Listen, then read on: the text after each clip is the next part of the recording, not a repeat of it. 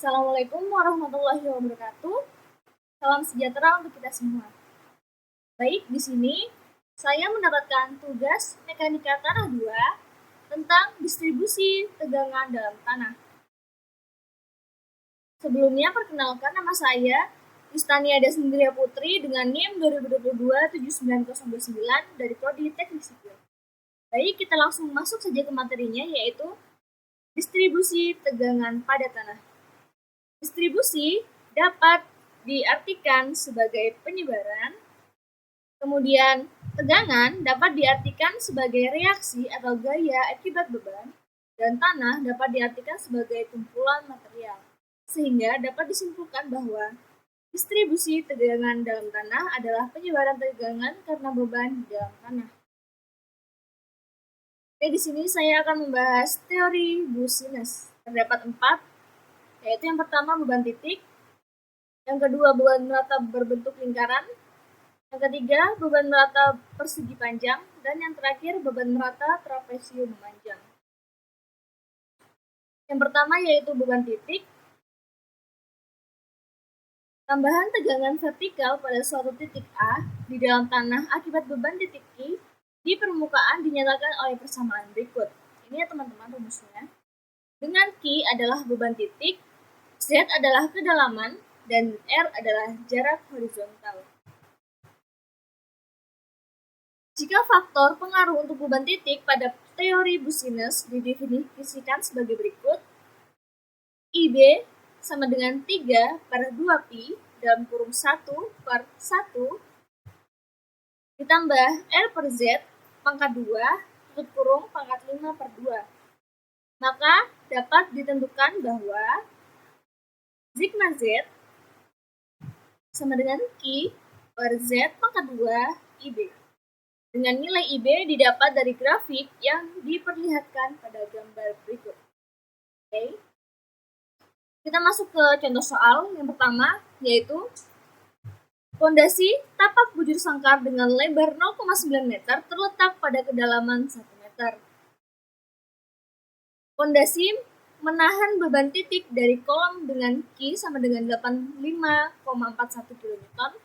Hitung penambahan tegangan di bawah pusat fondasi titik B dan di sudut luasan titik A. Bila beban fondasi dianggap sebagai beban titik pada kedalaman 2 meter dari permukaan tanah. Berikut gambarannya teman-teman.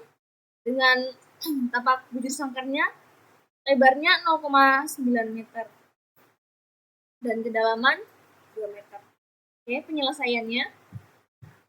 Karena beban kolom dianggap menghasilkan tekanan fondasi neto pada dasar fondasi, maka beban titik Q sama dengan Qn sama dengan 100 kN. Di sini hitungan sigma Z di titik A dan B untuk Qn adalah 100 kN. Oke. Di sini titik A R-nya adalah 0,56, di mana untuk titik A jarak dari pusat beban R sama dengan 0,4 akar 2 sama dengan 0,56 meter. Jadi R-nya pada titik A ini sebesar 0,56 meter.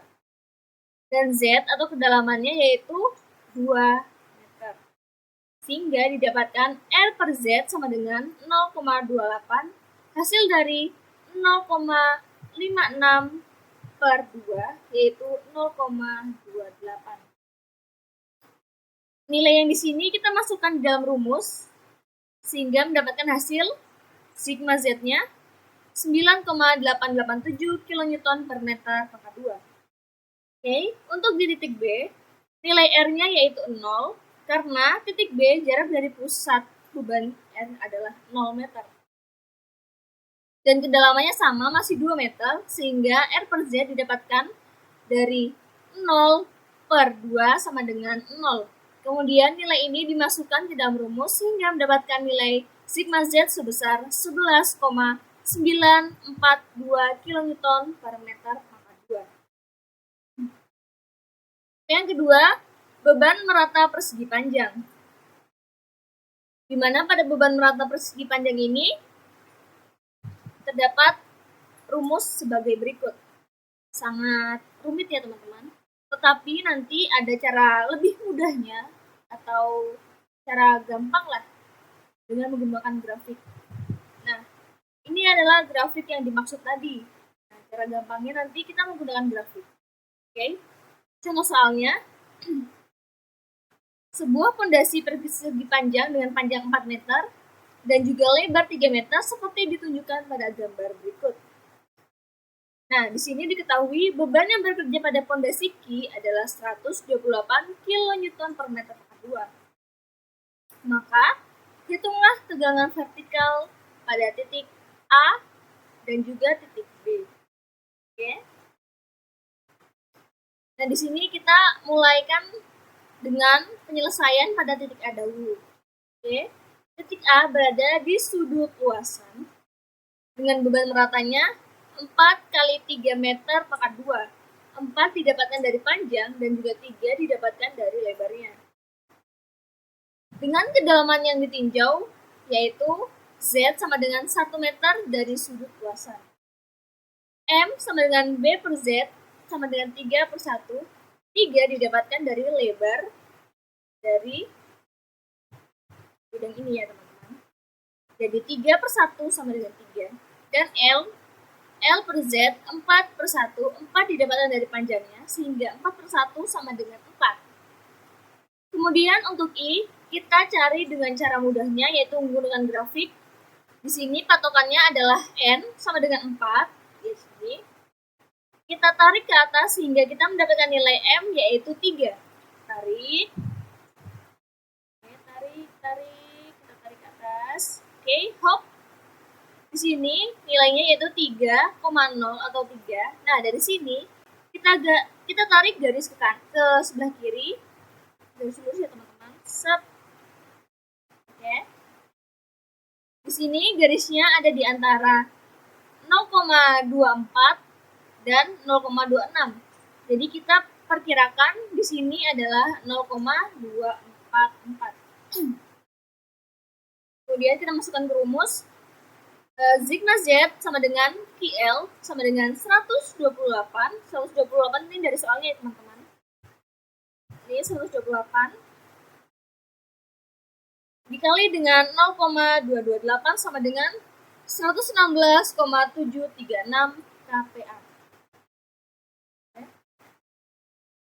Kemudian kita masuk yang ketiga, yaitu beban merata berbentuk lingkaran. Ya teman-teman, ini ada rumusnya, beban merata berbentuk lingkaran.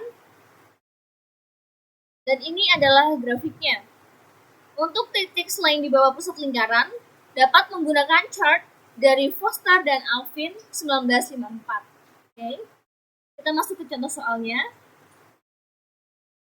Sebuah pondasi tangki berbentuk lingkaran dengan diameter 4 meter seperti ditujukan pada gambar di bawah ini.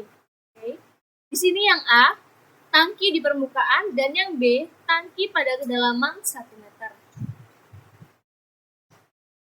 Beban yang bekerja pada pondasi Q sebesar 128 kPa dan gamat tanahnya 18 kN per meter pangkat 3. Maka, hitunglah sigma Z di titik A dan B pada kedua kondisi, yaitu kondisi pertama di pondasi tangki di permukaan tanah dan pondasi tangki pada kedalaman 1 meter. Oke, ini penyelesaiannya. Kita mulai dari tangki di permukaan dan terfokus di bagian titik A ya teman-teman. Nah, di sini diketahui Z-nya atau kedalamannya yaitu 2 meter, R-nya yaitu 4 per 2 sama dengan 2. 4 diperoleh dari sini ya teman-teman, 4. Dan 2-nya dari kedalaman, jadi 4 per 2 sama dengan 2. X-nya sama dengan 0. Nah, kenapa 0? Karena titik A berada pada pusat sejajar dengan Q ya. Jadi nilai X-nya 0. Nah, di sini Z per R sama dengan 2 per 2. Z-nya nilainya 2, R nilainya 2. 2 per 2 sama dengan 1. Kemudian X per R, X nilainya 0 dan R nilainya 2. Mohon maaf ya, di sini seharusnya nilainya 2. Tapi sama saja hasilnya. Jadinya X per R sama dengan 0 per 2 sama dengan 0. Kemudian untuk nilai I kita berpatokan lagi dan kita ambil lagi dari grafiknya ya. Patokannya di satu, kita tarik di sini satu, kita tarik sampai kita mendapatkan nilai 0. Tapi mohon maaf, di sini gambarnya tertutup ya. Tapi caranya sama saja, ya, dari 1, 0 sampai di 0. Di sini kita dapatkan di sekitar sini ya teman-teman. Jadi kita perkirakan bahwa nilai dari I adalah 63%. Kemudian kita masukkan ke dalam rumus. Rumus dari sigma Z sama dengan QL sama dengan 128 dikali 0,63. Nah, 0,63 ini kita dapatkan dari 63%. Kita ubah dari bentuk persen ke dalam bentuk desimal.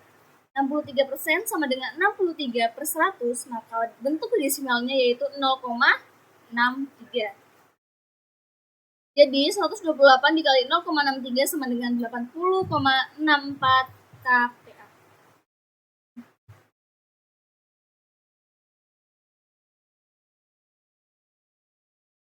Oke. Sekarang untuk titik B, tangki di permukaan titik B ya. Diketahui Z atau kedalamannya juga sama, yaitu 2 meter. Kemudian R-nya masih sama, 4/2 sama dengan 2. Nah, untuk X di sini 2 karena titik B berada di sini. Jadi 2 itu jarak dari I sini ya teman-teman, dengan 2. Z per R sama dengan 2/2 sama dengan 1. X per R sama dengan 2/2 sama dengan 1. Nah, nilai I kita dapatkan kembali.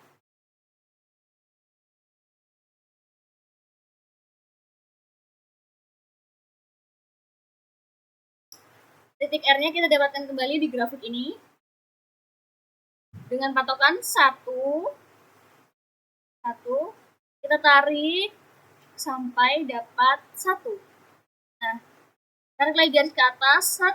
Oke.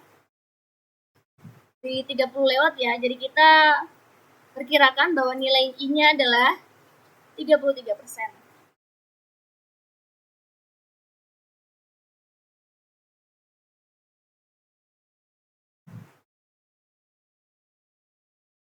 Oke. 33%. Kita masukkan ke dalam rumus seperti tadi. Rumusnya adalah QL 128 dikali 0,33. Nah, 0,33 tadi didapatkan dengan cara yang sama, yaitu mengubah dalam bentuk persen ke dalam bentuk desimal. Sehingga didapatkan hasilnya yaitu 42,24 kPa. Oke, kita masuk ke bagian B, yaitu tangki pada kedalaman 1 meter. Dan kita mulai dari titik A, yaitu sigma di titik A. Diketahui Z atau kedalamannya yaitu 1 meter. R-nya 4/2 sama dengan 2. X-nya 0 karena titik A berada tegak lurus pada Q, jadi kita dapat 0. Z per R kita dapat 1/2 sama dengan 0,5 dan X per R 0,2 sama dengan 0. I kita dapatkan juga di dalam grafik. Patokannya di 0,5. Sini. Kita tarik garis sampai kita mendapatkan 0. Dan mohon maaf ini ketutupan. Tetapi hasilnya di sini kita perkirakan menjadi I 85%. Maka kita masukkan ke dalam rumus 110 dikali 0,85 sama dengan 93,5 kPa. Nah, 0,85 ini kita dapatkan sama caranya, yaitu mengubah dalam bentuk persen ke dalam bentuk desimal. Nah, yang ini, kenapa kita bisa mendapatkan 110? Kenapa kok tidak 128? Nah, karena perlu diperhitungkan tekanan fondasi neto dengan Qn, Q kurang dV gamma dikurangi berat tanah yang digali, maka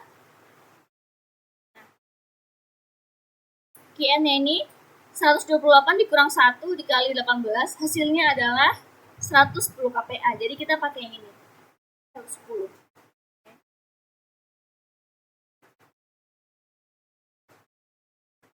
Ini pun sama ya teman-teman.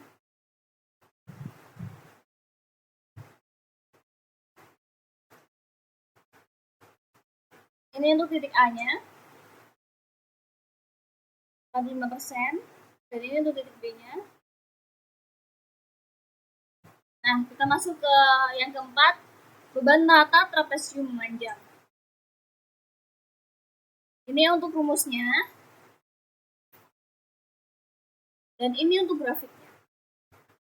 Untuk distribusi tegangan di bawah titik A dapat menggunakan chart Osterberg 1957 US Navy 1971. Nah, contoh soalnya, suatu timbunan jalan dengan tebal 5 meter, lebar permukaannya 9 meter, dan lebar bawahnya 19 meter. Maka hitunglah tambahan tegangan di titik D. Di sini kita hitung dulu luas ABCD-nya. A, B, C, D. Oke, dengan Z-nya 8 meter, A-nya 5 meter, di sini ya teman-teman 5 meter. Kemudian B-nya 15 meter. Panjang keseluruhan ini ya teman-teman 9 meter ditambah 6 meter, hasilnya 15 meter. Kemudian A per Z-nya, nilai A adalah 5, Z-nya 8, jadi 5 per 8 sama dengan 0,625. Kemudian B per Z-nya, nilai B-nya 15, nilai Z-nya 8, jadi 15 per 8 sama dengan 1,875. Untuk I, kita dapat dengan cara yang sama, yaitu dengan menggunakan grafik ini, dengan patokan 0,625 dan 1,875. Nah, kita dapatkan nilai I adalah 0,47. Kemudian kita cari kembali untuk luas AEFB. AEFB. Dengan kedalamannya 8 meter, kemudian A-nya 5 meter, dan B-nya 1 meter. 1 meter didapat dari sini ya teman-teman. Ini dari F ke B. Total panjangnya adalah 6 meter, dan di sini 5 meter, jadi 6 dikurang 5 meter sama dengan 1 meter, jadi nilai B adalah 1 meter. Kemudian A per Z, nilai A adalah 5, Z ada 8, jadi 5 per 8 adalah 0,625. Kemudian untuk B per Z, nilai B adalah 1, nilai Z ada 8, jadilah 1 per 8, hasilnya adalah 0,125.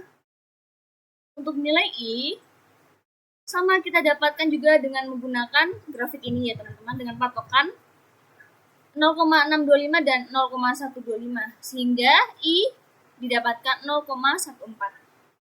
Nah, ini kita masukkan ke dalam rumus, yaitu 95 dikali 0,47 dikurang dengan 95 dikali dengan 0,14, hasilnya yaitu 31,35 kPa. Oke. Sekian penjabaran materi dari saya. Mohon maaf jika ada kesalahan dalam menjelaskan, dalam berhitung, ataupun dalam menyelesaikan soal ini. Kurang lebihnya saya mohon maaf yang sebesar-besarnya. Assalamualaikum warahmatullahi wabarakatuh. Sampai jumpa lagi di lain waktu. Terima kasih.